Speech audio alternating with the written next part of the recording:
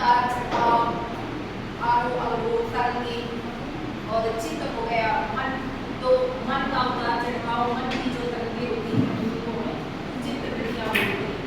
इसमें जो कल्पना है, प्रमाण है, विक्रय है, तो इस प्रकार से मन की वृत्तियां आ रही हैं कि जो मन है वो मिथ्या में ही फंसा रहता है, तरह तरह की कल्पनाएं करता रहता है। जो वास्तविकता है उसके जो वस्तुएं हैं उसके वास्तविक स्वरूप से हटकर उसके मिथ्या स्वरूप की ओर मन चलता जा रहा है। तो इस प्रकार से जो योग है मन को उन चीजों से हटाकर वास्तविकता की ओर मनुष्य को लेकर आता है।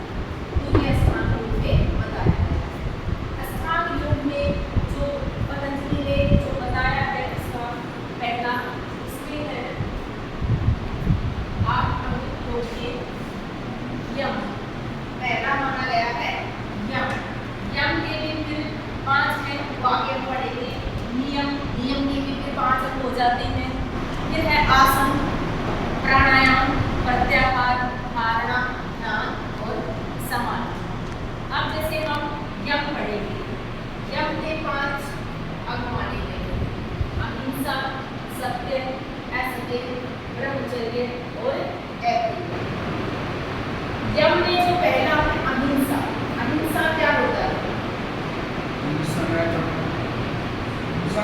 हिंसा नहीं करना। किस प्रकार की हिंसा नहीं करना? मन से, वचन से, कर्म से।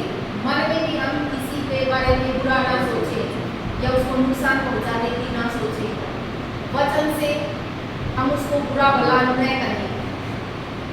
हिंसा व्यक्ति को हम 2 तरह से नुकसान पहुंचा सकते हैं, मानसिक तौर पर, शारीरिक तौर पर।